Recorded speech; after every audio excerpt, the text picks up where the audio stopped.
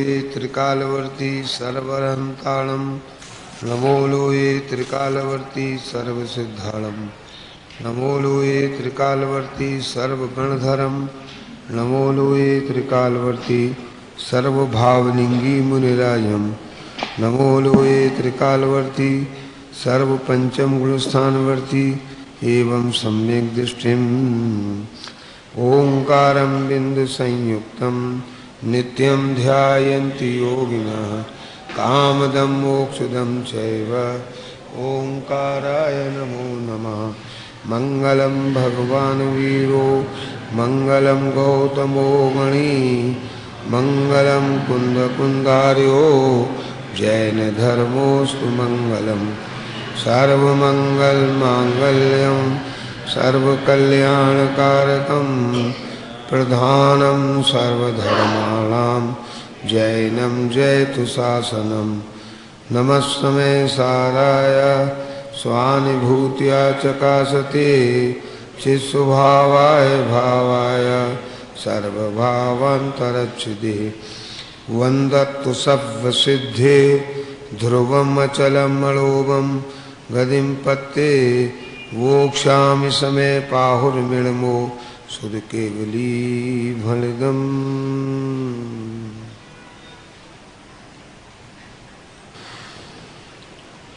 श्री बृहत 332 में कमल 32 है, उसमें से 31वां और 32वां ये श्लोक लेना है। इससे पहले हमें आत्मा की अनुभूति करनी है, तो आत्मा की अनुभूति के लिए हमें आत्मा के गीत किस प्रकार के गाने चाहिए, किस प्रकार की परिणति हमारी होनी चाहिए। तो पहले आत्मा के गीत एक लाइन से स्त्रियां बोलें, एक लाइन से पुरुष बोलें, और तो आपको ये मालूम पड़ेगा कि ये आत्मा कैसे प्राप्त होती है और आत्मा के गीत कैसे गाए जाते हैं। पर के गीत तो बहुत गाए, लेकिन आत्मा के गीत प्रश्न नंबर इसमें 52 नंबर है, 54 नंबर है इसमें, 54 नंबर प्रश्न निकाल लें इसमें से जरा। और देखिए आत्मा कैसे प्राप्त होती है, उसके लिए हमारे कैसे भाव होने चाहिए, इसका कवि ने चित्रण किया है।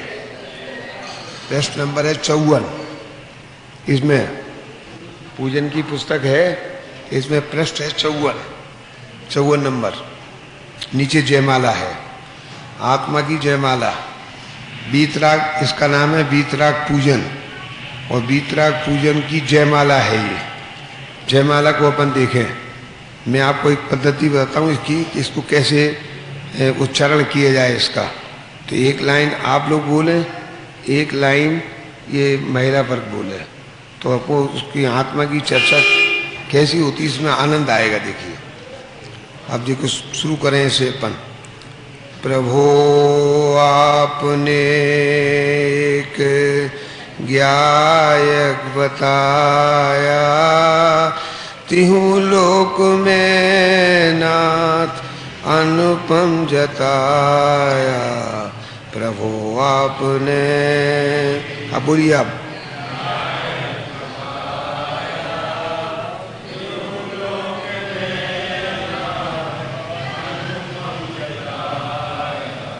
प्रभु आपने, दूसरा बोलो।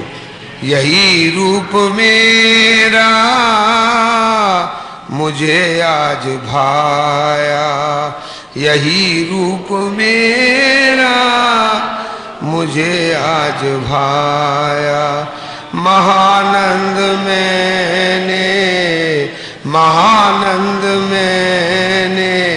स्वयं में ही पाया।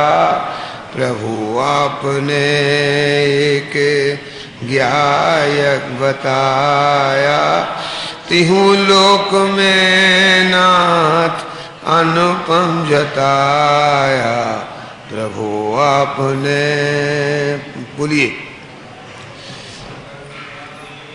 भव भव भटकते बहुत काल बीता, भव भव भटकते रहा आज तक मोह मदिरा ही पीता रहा तक मोह मदिरा ही पीता फिर ढूंढता सुख। एक लाइन और बोलने दो।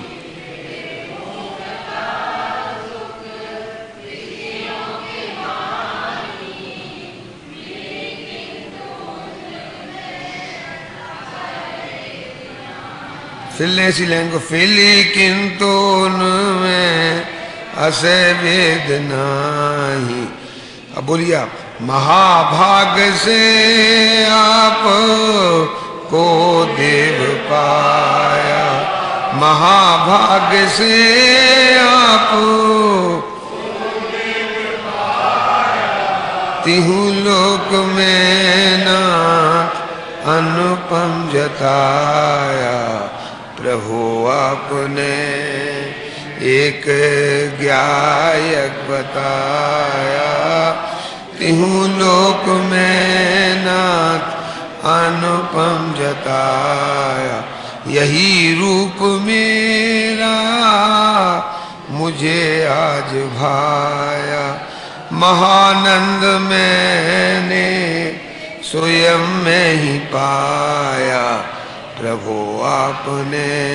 अब बोलिए।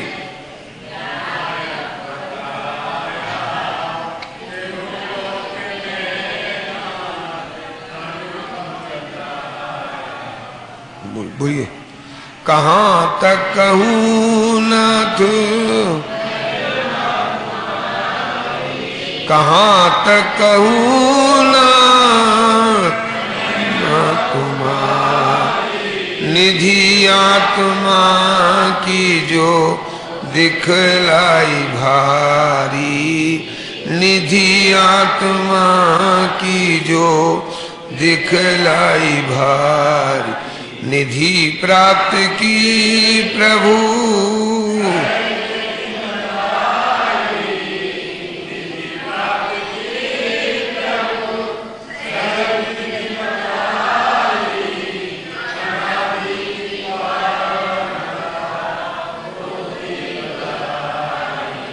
अनादि की पामरता बुद्धि पलाई परम।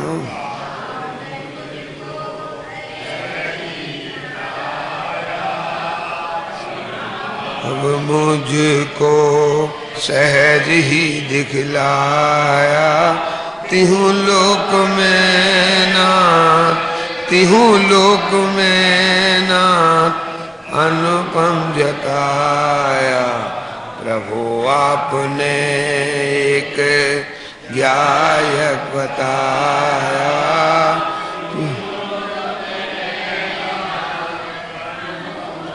यही रूप मेरा मुझे आज भाया यही रूप मेरा महानंद मैंने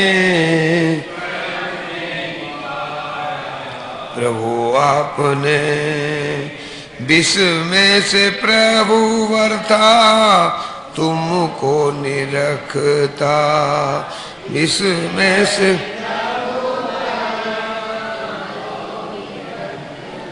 महामूल दुखिया स्वयं को समझता महामूल दुखिया स्वयं ही प्रभु ये आज मुझको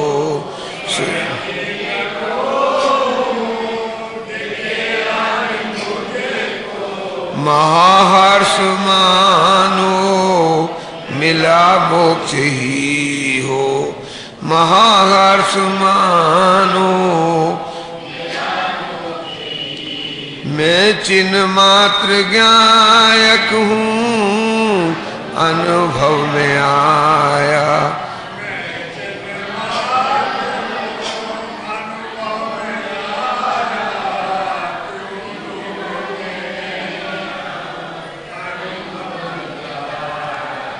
प्रभु आपने एक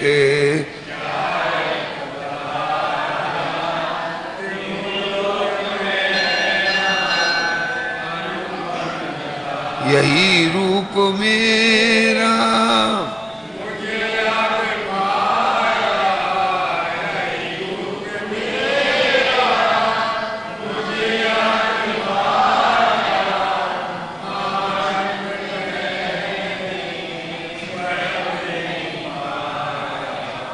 प्रभु आपने अस्थिरता जन्य प्रभु दोष भारी अस्थिर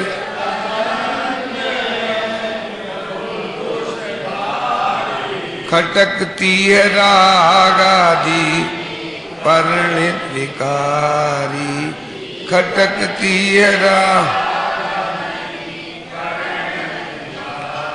विश्वास है शीघ्र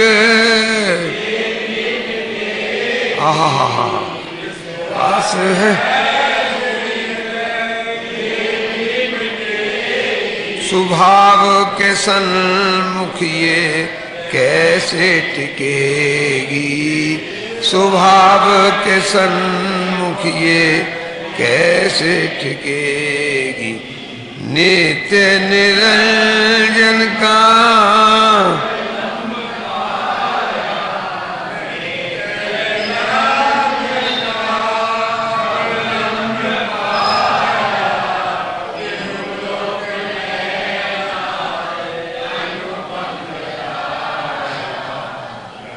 अपने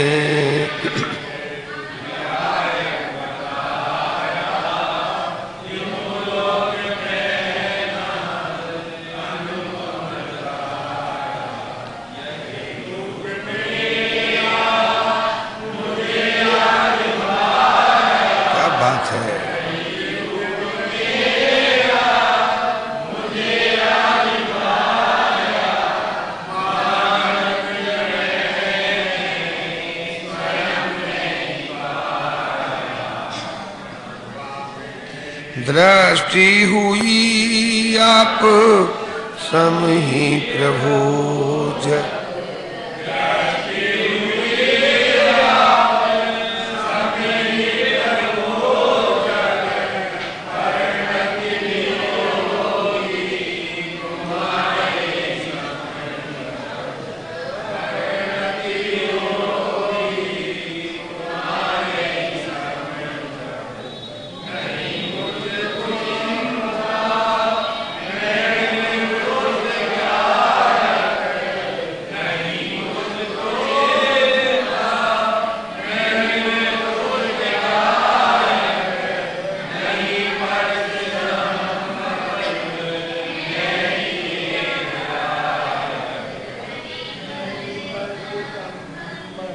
नहीं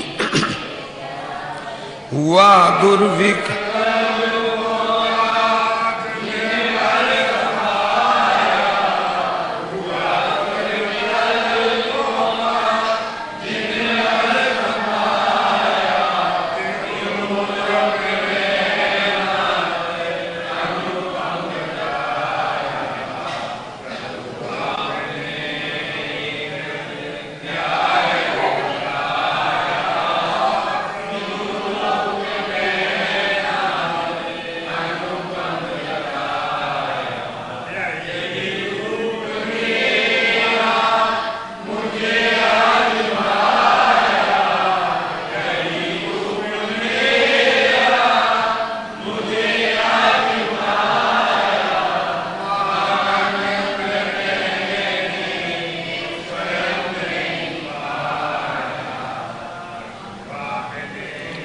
सर्वांग सुख में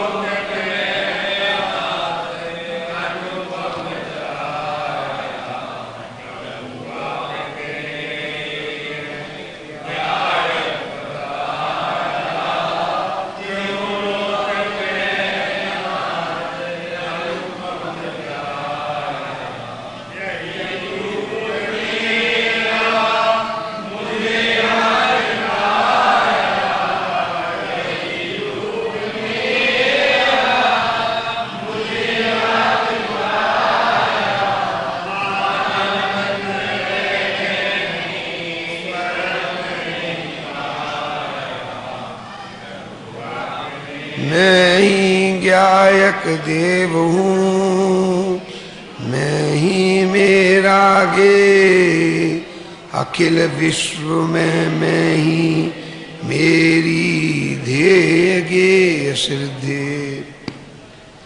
देखो ये विनती ऐसी है, अगर हम रोज इसे सुबह उठते ही पढ़ें तो बहुत आनंद आएगा और हम शुद्धात्मा की ओर चले जाएंगे।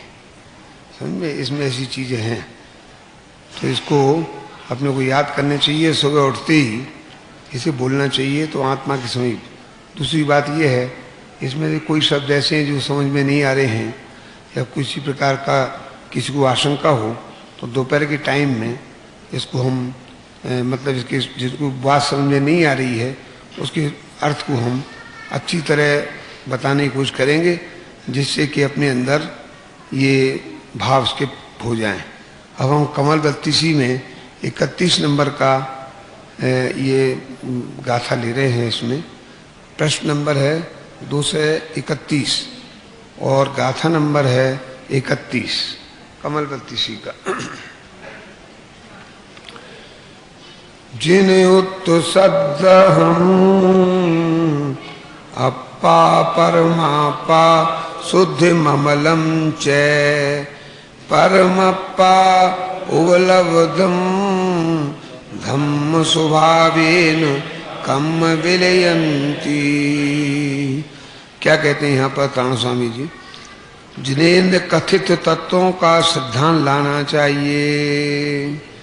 अप्पा परमप्पा शुद्ध ममलम च, जिनवाणी बतलाती है कि मूल में ये आत्मा ही परमात्मा है, शुद्ध है, वीतराग है।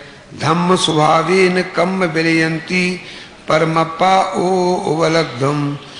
जो कोई आत्मा के इस धर्म रूपी स्वभाव में रमण करता है, अपने को शुद्धात्म रूप ध्याता है, उसके सर्वकर्म क्षय हो जाते हैं और वह परमात्मा पद प्राप्त कर लेता है।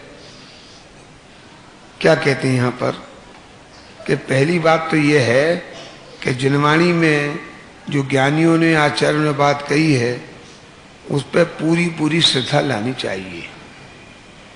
अगर श्रद्धा में हमारा अधूरापन होगा तो ये आत्मा की प्राप्ति नहीं हो सकती। जिनवाणी में जो 7 तत्व कहे हैं उनमें एक तत्व को दूसरे तत्व में नहीं मिलाना। जीव है वो जीव है, अजीब है वो अजीब है। जीव अजीब का काम नहीं करता, अजीब जीव का काम नहीं करता। या आश्रव है वो आत्मा काम नहीं करता, सब अपने अपने में समाये रहते हैं। ऐसा तो अपने को क्या भ्रांति मिलेगी कि हम सुबह से उठ तक इस शरीर का काम करते हैं, दुकान का काम करते हैं, मकान का काम करते हैं, अन्य काम में हम संलग्न रहते हैं, तो वे के जिनवाणी की हम विरोधी हैं, कर सकते नहीं हैं और करने का भाव हमारा छूटता नहीं है। तो सबसे पहले ताण स्वामी जी ने ये बात बताई है कि तुम जिनेंद्र की वाणी पर 7 तत्वों पर पूरी श्रद्धा रखो। अगर श्रद्धा में अधूरापन होगा तो वस्तु मिलने वाली नहीं है। पूरी श्रद्धा चाहिए इसके अंदर कि जो कहा है वो है। जैसे हम बोलते हैं, हमने किसी को आवाज़ दी तो हम ये समझते हैं कि हमने आवाज़ दी। अब आवाज़ देने का हमारा काम नहीं है, आवाज़ देना तो भाषा करना है, और हम ये समझते हैं कि हमने आवाज़ दी तो अनंत मिथ्यात्व का पाप लगता है इसमें। श्रद्धान में ये बात आनी चाहिए, हम किसी को बुला रहे हैं आवाज़ दे करके तो अपने को ऐसा महसूस नहीं होता कि हमने आवाज़ दी फलां काम के लिए किसी को दी, तो उसमें ऐसा मालूम पड़ता है कि हमने आवाज़ दी। तो आवाज़ देना ये भाषा वर्णना काम है, इसमें कि आत्मा का कोई संबंध नहीं आवाज़ देने लेने से। लेकिन अपनी समझ में क्या है, हम आवाज़ देते हैं, दूसरे की आवाज़ सुनते हैं, ये सब महामिथ्यात्व में जाता है। कैसे छूटे ये? रात दिन तो हम इसी में रचे पचे हैं, हम चाहते हैं वैसा काम होता दिखाई देता है। जैसे हमने पानी को अग्नि के ऊपर गर्म करने में रखा तो हमारे भाव में पहले से ही बात बरतती है कि अग्नि से पानी गर्म होता है। अब आचार्य महाराज कहते हैं कि किसी भी अग्नि से कोई भी पानी गर्म हुआ ही नहीं है, हो नहीं सकता है, होगा ही नहीं। तो हमने तो सब देखा कि अग्नि से पानी गर्म हो गया, पानी गर्म हो गया, अग्नि से देखा ना। तो तुमने निमित्त की ओर से देखा, पानी के उपादान की योग्यता से नहीं देखा। कौन सा पानी गर्म होगा? जैसे आपके एक बड़ा एक टैंक है, उसमें से आपने पानी गर्म किया तपेली में किसी चीज में, तो कौन सा पानी गर्म होगा? जिसमें अपनी योग्यता से गर्म होने की योग्यता होगी वो पानी गर्म होगा। सारा पानी गर्म क्यों नहीं हो रहा है? कि जिस पानी में योग्यता गर्म होने की है तो वो अपनी योग्यता से गर्म हुआ है, अग्नि ने तो उसे छुआ ही नहीं है। अग्नि अगर पानी को गर्म करे, आप विचार करना, तो बीच में तपेली क्यों रखते हैं? अग्नि है, उसमें पानी डाल दें तो पानी गर्म हो जाएगा। तो हम खुद ही समझते हैं कि अग्नि से पानी गर्म नहीं होता। अगर उसमें तपेली या जो चीज हम जिसमें गर्म करते हैं, अगर वो चीज को हम नहीं रखें तो क्या अग्नि पानी को गर्म कर देगी? क्यों नहीं करेगी? जब अग्नि का धर्म है पानी को गर्म करना, यही तो मानते हैं हम। तो तपेली को बीच में क्यों रखते हैं उसमें हम? इसका मतलब ये हुआ कि अग्नि से पानी गर्म नहीं होता, कभी हुआ ही नहीं है, हो भी नहीं रहा, होगा भी नहीं। राजगृह में हमने देखा दो वो आते हैं झरने के पानी। एक झरने का पानी तो बहुत ठंडा होता है, उसी के बगल में दूसरी धारा आती है, तो दूसरी धारा बहुत गर्म होती है। अब मैं पूछता हूँ कि वो दूसरी धारा को गर्म करने के लिए हमने या प्रकृति ने या परमात्मा ने कितनी अग्नि जलाई होगी जिससे पानी गर्म हुआ? वो क्यों सा कि राजगिरी गई कि नहीं? अब जो गए उन्हें मालूम होगी कि वो पानी जो गर्म हुआ वो उसमें कितनी अग्नि जलाने से गर्म हुआ है, जो गर्म धारा हुई है। तो पानी अपनी ऑटोमेटिक शक्ति से गर्म हुआ है कि अग्नि से गर्म? और हमारी मान्यता में ये हो कि अग्नि से पानी गर्म होता है, अनंत मिथ्या का पाप लगता है इसमें। कभी अग्नि से पानी गर्म नहीं होता। अब राजगिरी आप नहीं जा रहे हैं, चलो अपने पास बस्ती में कहीं कुएं तो होंगे, तो जितनी गर्मी पड़ती है उतना ही पानी कुएं का ठंडा निकलता है, और जितने ऊपर ठंड पड़ती है उतना ही पानी कुएं में गर्म निकलता है। तो वो गर्म कैसे निकला? उसमें कितनी अग्नि जलाई आपने? पानी अपनी योग्यता से गर्म हुआ है कि लकड़ी या कोयले जलाए हैं उसके नीचे जाकर के, तब गर्म हुआ है वो। ये सारी प्रकृति हमको बता रही है कि तुम किसी में हस्तक्षेप मत करो, सब ऑटोमेटिक क्रिया हो रही हैं, हम कुछ कर सकते नहीं है, किया नहीं, कर सकेंगे भी नहीं। ये तो अग्नि का पानी का आपको दृष्टांत दिया है, बाकी लगाना अपने ऊपर है इसमें कि जब हम सुबह शाम तक मेहनत करते हैं, काम करते हैं, तब पैसा पैदा होता है, फिर घर के खर्चे चलते हैं, फिर हमारी पैसे इज्जत बनती है। जो अंदर में अभिप्राय है ये कभी आत्मा की अनुभूति को प्राप्त कराएगा? कुछ नहीं करते हैं। वो सब उसमें होने की योग्यता है, उससे होता है कि हमारे करने से होता है। हम करना कुछ चाहते हैं, हो जाता कुछ है। ऐसा क्यों हुआ फिर उसमें? ये सबकी अपनी अपनी परिणमन की योग्यता है। समझ में आई बात? तो वो परिणमन की योग्यता को नहीं जानते, हम निमित्त की ओर से निर्णय कर लेते हैं उसमें के साथ। देखो पानी गर्म हुआ तो अग्नि थी, तो अग्नि निमित्त थी कि, और अग्नि उपादान कारण थी उसकी। अनंत शांति का वेदन हो जाएगा हमें जब हम तत्व की आराधना करेंगे। जैसे हमने लिखा है ना कि जिन उक्तम सद्धनम जिनेन्द्र कथित तत्वों का पर सिद्धांत लाना चाहिए। तो जिनेन्द्र भगवान ने कहा कि एक दूसरे करता है, ये हम शरीर का काम कर सकते हैं, उसे चला सकते हैं, हिला सकते हैं, कसरत कर सकते हैं, चल सकते हैं। तो जिनेन्द्र कथित सिद्धांत क्या है कि तुम्हारे जो पैर है ना, पैर अपने ये जमीन को नहीं छू सकते, कभी छुए ही नहीं, छू भी नहीं रहे हैं। अब हमारे सिद्धांत क्या है कि हम जमीन पर पैर रख के यहाँ आए कि नहीं आए? अब ये निमित्त कथन है कि उपादान का है? पैर जमीन पर रख के चल के आए कि नहीं आए? सिद्धांत क्या है अपना? और ज्ञानी का सिद्धांत क्या होता है कि ये पैर हैं, ये जमीन को छू सकते ही नहीं है। एक द्रव्य दूसरे द्रव्य को छूता ही नहीं है।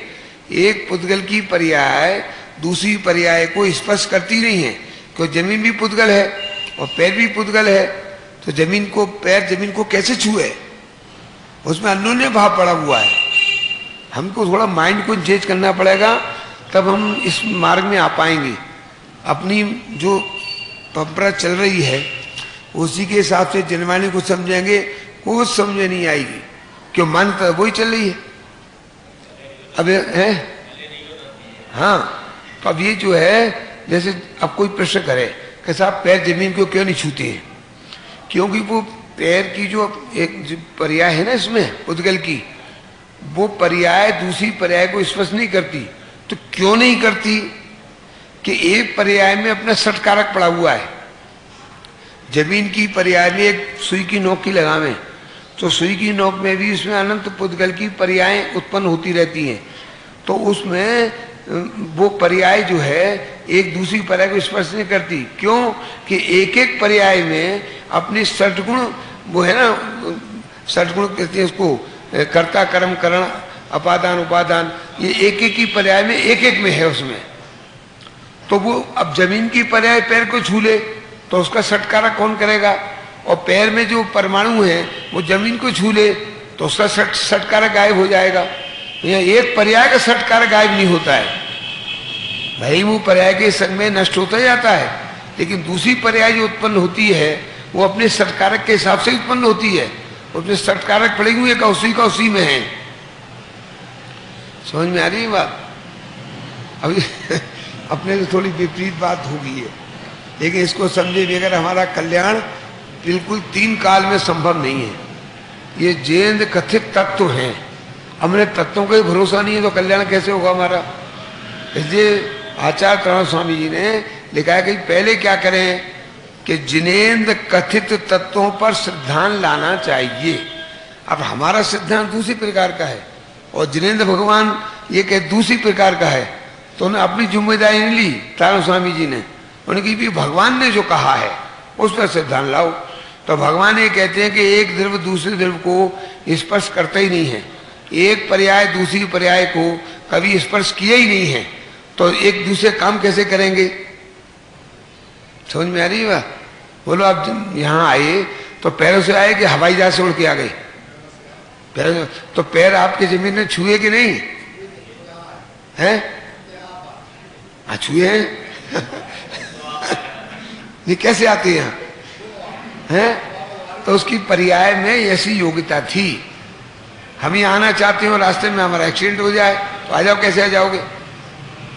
समझ में आई? ऐसे कोई साधन मिल जाए, टेलीफोन घर जेब में रखे रहते हैं और उन्होंने कहा साहब ऐसा हो गया है, टेलीफोन तुम्हारे पास आ गया और आप मंदिर आना चाहते हो, तो आ जाओगे? पैर जमीन को छू लेंगे? बिल्कुल नहीं है ये बात। किसी पैर ने किसी जमीन को छुआ ही नहीं है, क्योंकि पैर के जो उसमें पुद्गल के परमाणु हैं, उसकी एक एक परमाणु की एक एक पर्याय में एक पर्याय जो जाती है वो आती है, एक दूसरे से भिन्न है। एक पर्याय दूसरी पर्याय को नहीं छूती। समझ में आ रही है? थोड़ी कठिन पड़ेगी क्योंकि अनादि का हमारा अभ्यास नहीं है। इस बात को समझने के लिए थोड़ी सी चेंज लाना पड़ेगा हमें। भाई बात तो जिनेन्द्र की ये है। अब और आगे चलें। जैसे बाई महिलाएं साग बनाती हैं, क्यों? तो चाकू होता है, कोई भी चीज होती है उससे साग बनाती हैं। तो चाकू ने जिससे लौकी का उसके कटके किए कि नहीं किए? कि 3 काल में नहीं किए उसने। चाकू तो लौकी को छू ही नहीं सकता है। आज तक किसी चाकू ने लौकी को छुए ही नहीं है। तो हाथ में तो चाकू है कि हाथ भी वे चाकू को नहीं छू सकता। ये सब निमित्त का कथन है कि हाथ में चाकू है और चाकू साग बन गया। ये पागलपन की निशानी है हमारी। ये पागलपन दूर नहीं होगा जब तक आत्मा की निधि प्राप्त नहीं होगी। समझ में आ रही है बात? क्यों? कि हाथ का द्रव्यच्छेद काल भाव और चाकू का द्रव्यच्छेद काल भाव ये दोनों भिन्न है, और सब्जी का द्रव्यच्छेद काल भाव ये भिन्न है। हमको ऐसा अभिमान हो जाता है, हमने साग बना दिया, सेब बना दिए, चाकू से बना दिए, हाथ से बना दिए। इस मूर्खता का पार नहीं है हमारा। भगवान तो उसमें कौन निमित्त है, उसका ज्ञान, निमित्त का ज्ञान करना है। और हमारी बुद्धि क्या होती है कि हमने काम कर लिया, जबकि निमित्त का ज्ञान करना था कि उस समय में ये कार्य हुआ है। तो कार्य तो अपनी उपादान की योग्यता से हुआ है, लेकिन उसमें निमित्त कौन था? हम निमित्त को ज्ञान करने की बजाय हम उसको उपादान से मान लेते हैं कि हाथ में चाकू था और सब्जी भी थी और हाथ से कट गया साग, 3 काल में नहीं कट सकता। हाथ चाकू को हाथ छूते ही नहीं है। क्यों नहीं? कि तू हाथ का द्रव्यच्छेद काल भाव है, वो चाकू का द्रव्यच्छेद काल भाव है और सब्जी का द्रव्यच्छेद काल भाव है। ये तीनों एक हैं कि अलग अलग हैं? तो सामने दिख रहा है, दिख रहा है तो वस्तु ऐसी है क्या? समझ में आई बात? हमारे यहाँ एक बच्चा आया, अपने रिश्तेदार का था, टॉफी बहुत अच्छी लगती थी, तो वो रोने लगा कि हमें टॉफी दिलवाओ। हमने कही भी वो थोड़ी देर टीवी को देख लेंगे फिर टॉफी दिलवा देंगे। बोले नहीं, मुझे अभी टॉफी दिलवाओ। हुआ क्या उसी समय कि टॉफी का उसमें विज्ञापन आ गया, पार्ले वाले जो भी हो, तो नहीं टॉफी आ गई तेरी भैया। मैंने उससे कहा ये टॉफी तेरी आ गई। अरे साहब ये तो टीवी की टॉफी है। अब बच्चा भी जानता है कि टीवी की टॉफी यानी असली टॉफी में और टीवी की टॉफी को वो भी नकली असली का भेद जानता है, नहीं जानता है? ऐसे हमें दिख रहा है, तो वस्तु ऐसी है क्या? टीवी पे अनंत पदार्थ दिखते हैं, तो क्या टीवी में है वो? ऐसे हमें दिखा कि हमारे कारण से ये कार्य हुआ, लेकिन तुम्हारे कारण से हुआ कि उसकी अपनी उपादान की योग्यता से हुआ। अब योग्यता से हुआ तो कभी अभिमान नहीं होगा। हमारा कोई सम्मान करता है, समझ लो, हमारा कोई पुण्य का उदय, पैसा बहुत आ गया, तो हमारे कारण से आया है कि अपने कारण से आया है? सम्मान किया किसी ने तो सम्मान किया, वो हमारे किसी के द्वारा हुआ कि वो सम्मान होने की योग्यता थी, उसमें हुआ। अब हम सम्मान कराना चाहते हैं जबरदस्ती, तो उसमें उसको मान खड़ा होता है, मेरे लोग सम्मान करें, मैं इतने पैसे वाला हो जाऊं कि लोग मेरे लिए कुर्सियां छोड़ दें, आगे बिठा लें मुझे। क्या पद्धति है हमारी? क्या गुरुदेव के समय में भगवान दास जी मां सोनभद्र में रहते थे ज्यादातर, उन्हीं के पास हम ठहरते थे। तो एक दफे इनको 3 मिनट की देर हो गई, वो आगे बैठते थे वो, तो आगे बैठने के लिए उन्होंने प्रयत्न किया। अब इतने खचापच होता था कि एक सुई की नोक भी नहीं प्रवेश हो सकती थी उनके पास बैठ सुनने के लिए। वो बैठने का प्रयास किया तो लोग हटे। तो गुरुदेव ने कहा कि मोड़े क्यों आए, 10 मिनट पहले आना चाहिए। भगवान दास जी से कहा, ये हमारे सामने की बात, ये शास्त्र में प्रमाद नहीं करना चाहिए। आप 5 मिनट लेट क्यों आई, 3 मिनट लेट क्यों आई? कि महाराज ऐसी बात हो गई, तो वो तो बिग बात हो गई। तो इसलिए अगर हमारे सामने कोई बड़ा सेठ आ जाए तो हम उठ जाएंगे, उसके लिए कुर्सी पर से उठ जाएंगे, आगे बिठा लेंगे उसे। क्यों? उसे ये नहीं कहेंगे तू देर लेट क्यों आया। समझ है हिम्मत हमारी ये? तो इसलिए हमें तत्व को समझना है। तो भाई वो सबकी हम उसको निमित्त से समझ लगते हैं, उसमें जो अंदर में उपादान की योग्यता है उस पर दृष्टि नहीं डालते। ऐसा क्यों हुआ कि उपादान की योग्यता से हुआ। अब हम समझते हैं कि हमारे कारण से हुआ, तो तुम्हारा कारण उसमें निमित्त रूप में तो है। कोई कार्य होता है तो उपादान की योग्यता होती है, उसमें निमित्त न हो ऐसा हो नहीं सकता। लेकिन दूसरी बात क्या है कि निमित्त से काम होता नहीं है। अब ये बात अंदर में बैठ जाए तो सारी अंदर की कषाय, सारा अंदर का दुख सब दूर हो जाए। फिर हम कैसे कषाय करेंगे? जब उसकी योग्यता को पहचाना हमने, तो कषाय का कारण क्या रहेगा? क्यों? और अगर नहीं पहचाने तो क्या होगा? फिर पूजन में लिखा है तुझे मान होगा, मान। और मान क्या है? वो अमृत है कि विष है?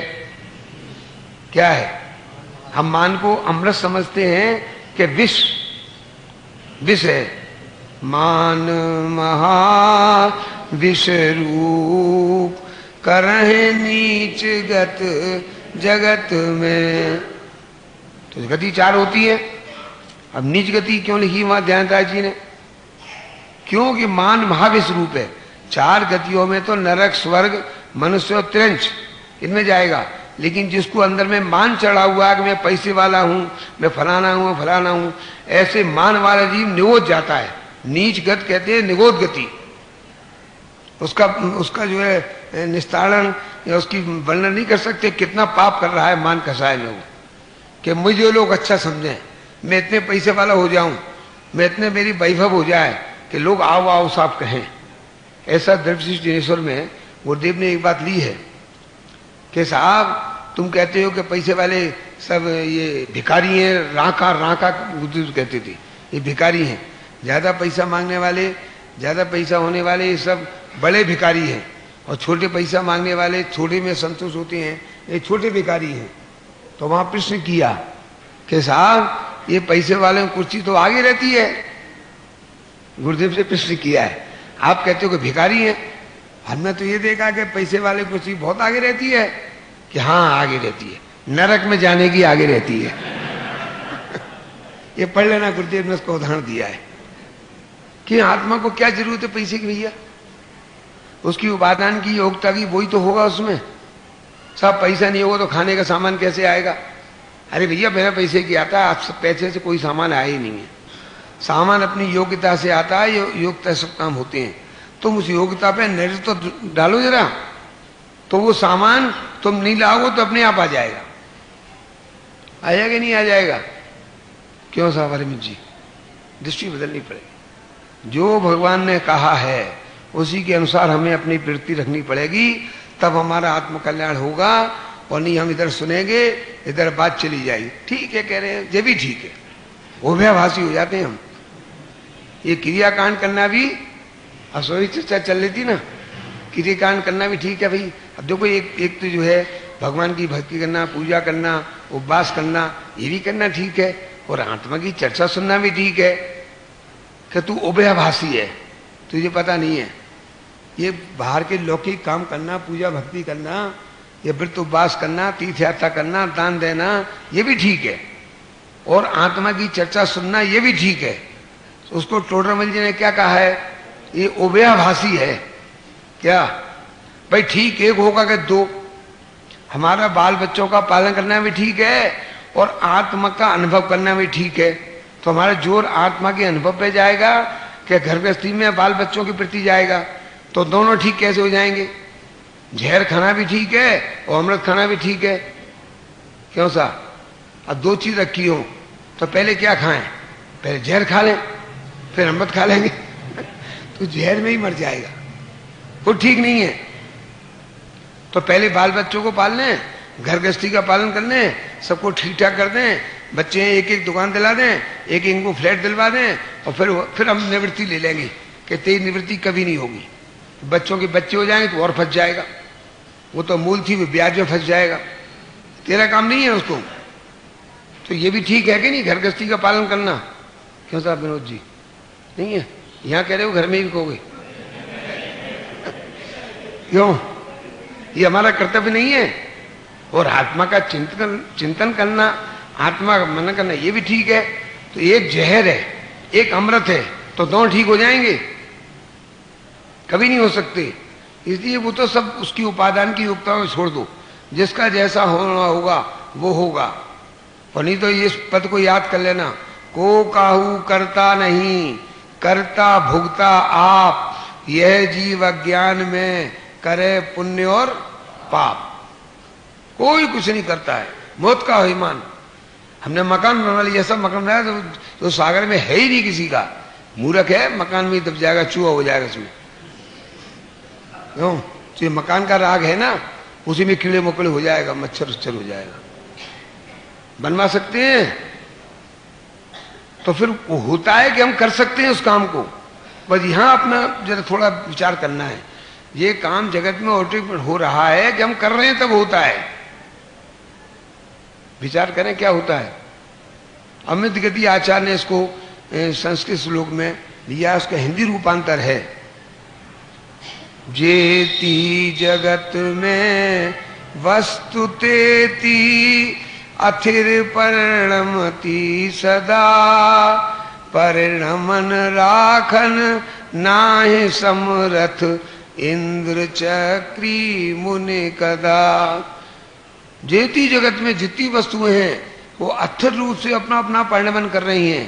उस परिणमन कराने में इंद्र, चक्री, जिनेन्द्र, तीर्थंकर उसको पलटने में कोई भी समर्थ नहीं है। जितनी वस्तुएं सब अपना अपना परिणमन कर रही हैं।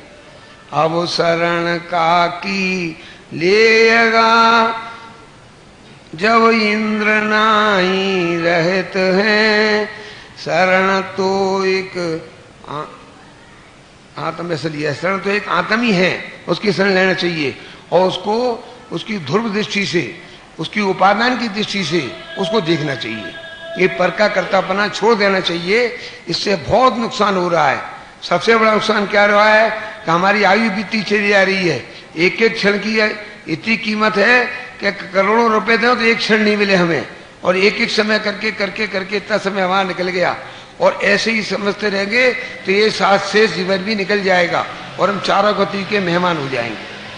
चाहे नरक में जाएं, चाहे स्वर्ग में जाएं, चाहे मनुस्मृति में आए, चाहे कहीं भी जाएं, निकल जाएगा हमारा भाव। तो पहले क्या कहा उन्होंने? जिनेन्द्र कथित तत्वों पर सिद्धांत लाना चाहिए। अब जिनेन्द्र बतलाती है कि मूल में आत्मा ही परमात्मा है। जिनवाणी क्या कहती है? हमें परमात्मा होना है कि हम अभी परमात्मा हैं। अपने मन से मत बोलना, जिनवाणी से बोलो। हमें परमात्मा बनना है कि हम अभी परमात्मा हैं। क्यों? सन 50 में मैंने एक फिल्म देखी थी झांसी की रानी। तो उसको 6-7 वर्ष की वो बालिका थी और उसको मास्टर, उसका अध्यापक पढ़ाने आता था। तो बोर्ड पर उसने अध्यापन के लिखा, उसमें क्या लिखा कि मैं रानी बनूंगी, ऐसा करके उसने शब्द बोर्ड पर लिखा। अब उसका पुरुषार्थ बहुत तीव्र था, तो उस अध्यापक ने लिखा कि मैं रानी बनूंगी। उनके नीचे क्या लिखा कि मैं रानी हूं। देखो फिल्म वाले भी कितनी दूर की बात लाते हैं।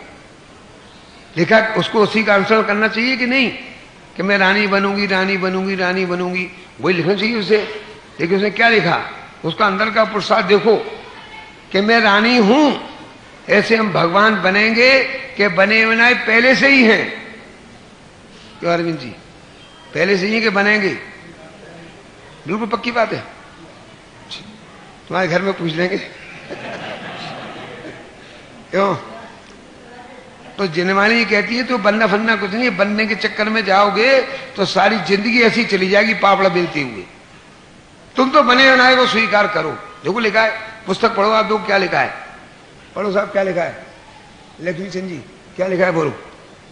जिनवाणी बतलाती, यहां से पढ़ो। हाँ बस, और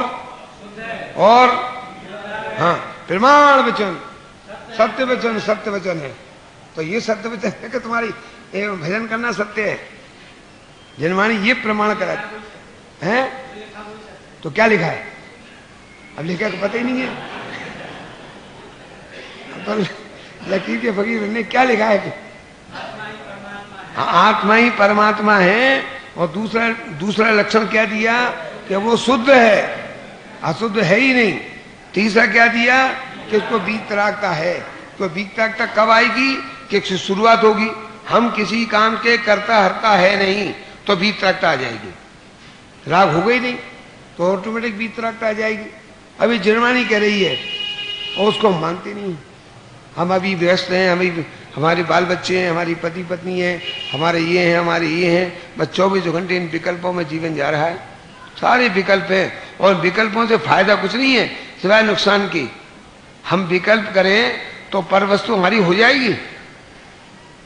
विकल्प कितने भी करें हम तो होने को तैयार हैं। हम अपने मकान को अपना मकान माने तो मकान हो जाएगा अपना।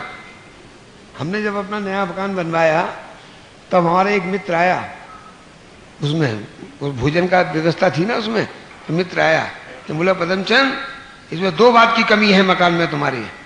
अब लोग कह रहे हैं ऐसा मकान बनाया बढ़िया, जो अभी बिल्कुल अच्छा बनाया। सन 66 की बात है। तो मैंने कहा भैया तू बता दे इसमें क्या कमी है, वो भी दूर हो जाए। कि या तो यह मकान नहीं रहेगा या मकान वाला नहीं रहेगा। अब 2 कमी को पूरा करो आप, वकील साहब आप कर लेना। या तो ये मकान नहीं रहेगा, भूकंप आदि में लुट जाएगा, या कोई तुम्हें लेन लेने हुए तो मकान को बेच दोगे। कभी ऐसा नहीं होता है, लेन देन बहुत हो जाए, नुकसान नफा हो जाता है, अब मकान बिक जाता है, किराए पर रहने लगते हैं। तो या तो ये मकान नहीं रहेगा या इसमें मकान वाला नहीं रहेगा, ऐसा एक समय आ जाएगा। तो ये 2 कमियों कौन पूरा कर सकता है? भाई सागर वाले तो पूरा कर सकते होंगे। ये तो हमेशा रहेंगी, इसमें कोई नहीं कर सकता कुछ भी। इसलिए हम जो विकल्प करते ऐसा हो जाए, ऐसा हो जाए, ऐसा हमने किया है, और हमने नहीं करते तो क्या नहीं क्या होता, कुछ नहीं होता। शांति रखो, होने वाला है वो ही होगा। तुम्हें कोई विकल्प करने की, ज्यादा विचार करने की आवश्यकता नहीं है। और ये तो वैष्णव लोग भी कहते हैं इसमें कि तू जो विचारत है नर, तेरो विचार धरो रहिए, लाख जतन कर पच पच मरिए, लिखो लिलहार सोई लहिए। ये तो जन धर्म की बात नहीं, अन्य धर्म की बात है। हम कितने विचार करते रहे, ऐसा होगा फिर ऐसा होगा फिर ऐसा होगा फिर ऐसा होगा, क्यों हो गया ऐसा? अभी 8 दिन पहले ही घटना है।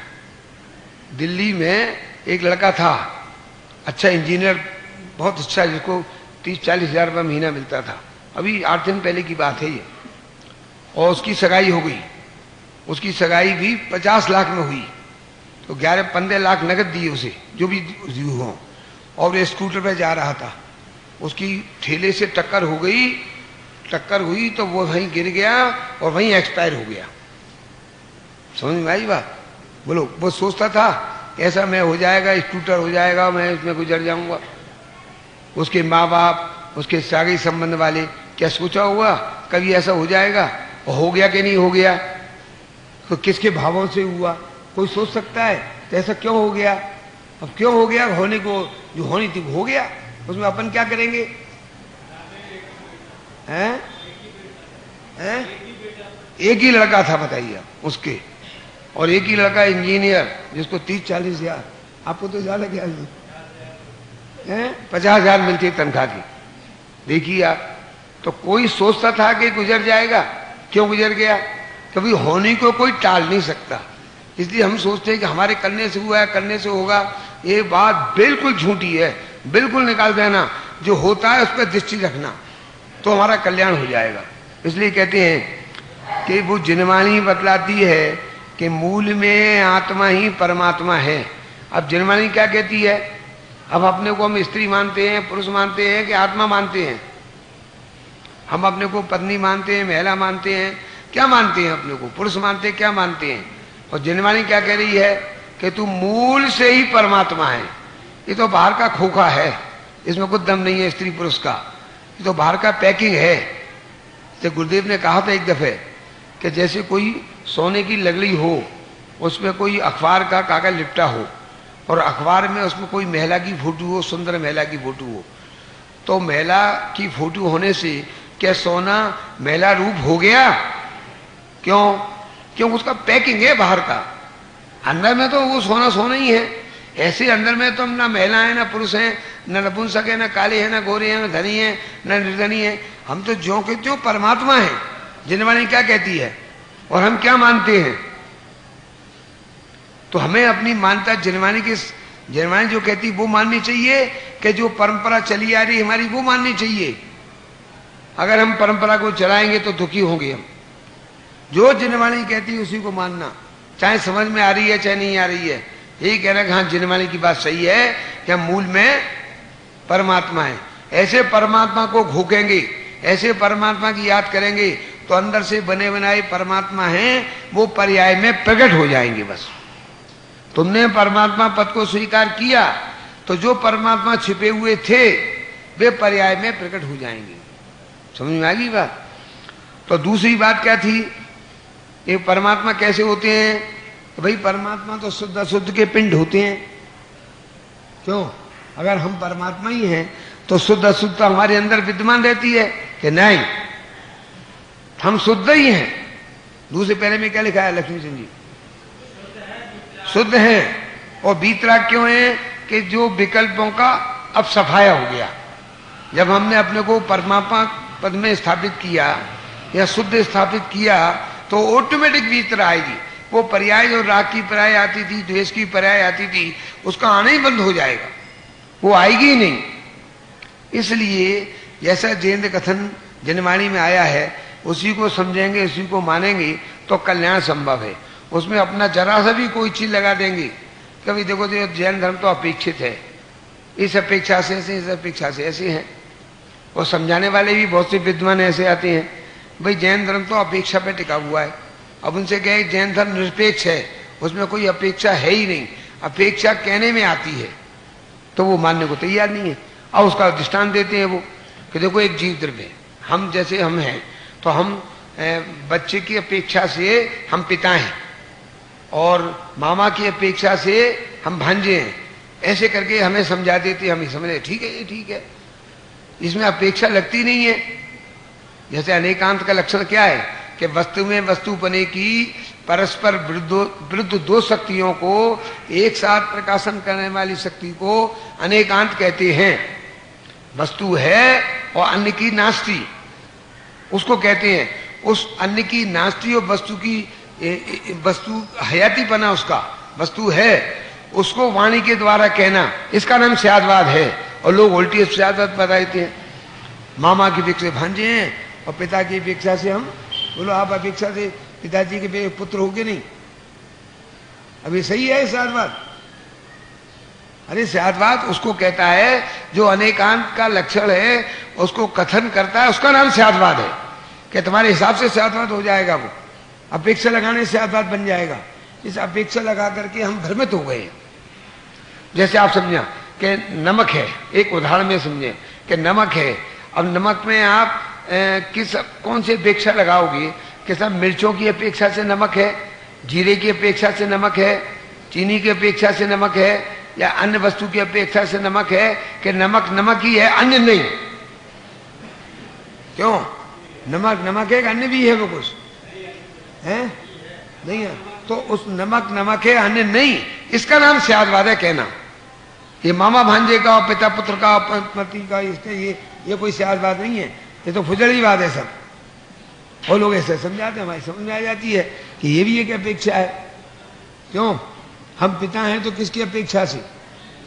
पुत्र की अपेक्षा से, इसका नाम स्यादवाद है, इसका नाम अनेकांत है। और चाहे समझा चाहे समझ लेते हैं, तो पीछे लगेगी। पहले तो अनेकांत जानना कि वस्तु में वस्तुपने की परस्पर विरुद्ध दो शक्तियों को एक समय में एक साथ प्रकाशन करने वाली शक्ति को अनेकांत कहती है। तो सिद्धांत देखें, उसी के कथन को करना उसका नाम स्यादवाद है, उसमें अपेक्षा ही लगेगी। अभी मैंने बताया ना, चीनी मीठी होती है, किस अपेक्षा से है साहब विनोद जी? किस अपेक्षा से चीनी मीठी है? मीठी है कि नहीं? उसमें कौन सी अपेक्षा से मीठी है? नमक की अपेक्षा से मीठी है, मिर्च की अपेक्षा से मीठी है, कि मीठी है अन्य नहीं? तो वो है अन्य नहीं, इसका नाम अनेकांत है। इसको धारण करना, इसको कहना, इसका नाम स्यादवाद है। न हम अनेकांत को जानते हैं, न स्यादवाद को जानते हैं, न जनवाणी को जानते हैं, और कल्याण हमारा हो ही जाए, ऐसे कल्याण नहीं होगा। दृष्टि बदलनी पड़ेगी, इसमें लगानी पड़ेगी, निर्णय करना पड़ेगा, तब हमें आत्मशांति का वेदन होना शुरू हो जाएगा।